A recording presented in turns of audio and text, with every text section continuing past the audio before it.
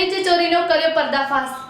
જિલ્લામાં ખનીજ ચોરીને અટકાવવા જિલ્લા કલેક્ટર શ્રી કચ્છ દ્વારા રચના કરવામાં આવેલ જિલ્લા ટાસ્ક ફોર્સ ટીમ તથા લોકલ ક્રાઇમ બ્રાન્ચ ભુજની સંયુક્ત ટીમ દ્વારા તારીખ 23 ડિસેમ્બર 2025ના રોજ ભુજ ભચાઉ હાઈવે ઉપર નાડાપા ગામના ફાટકથી પથ્થર બાજુએ ખનીજનું ગેરકાયદેસર વહન કરતી કુલ 4 ટ્રક પકડવામાં આવેલ, જેમાં ટ્રકના નંબર GJ12SZ 3859 અને GJ01DY3673 વાળીમાં અંદાજિત કુલ 40 metric ton silica sand royalty વગર ભરેલ હતી, જેના ડ્રાઈવર કોલી પપ્પુ રમેશ અને જુસબ ગગડાની તપાસ કરતા આ ગાડીઓના માલિક મામદ હુસેન રમજાન જત અને ત્રિકમ ગોપાલ કેરાસિયા હોવાનું જણાવેલ।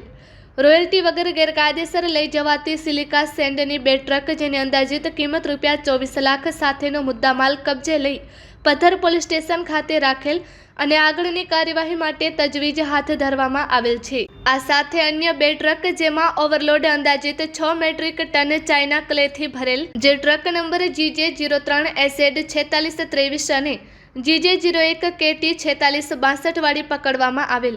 આ ટ્રકના ડ્રાઈવર ભરત કાગી અને પાંચા ભીમા કોલીની તપાસ કરતા ટ્રકો સચિન વાડિયા અને મોહન ગાગલની માલિકીની હોવાનું જણાઈ આવેલ। ઓવરલોડેડ ચાઇના ક્લેની ગાડીઓ પાસેથી સ્થળ ઉપર દંડની વસૂલાત કરવામાં આવેલ।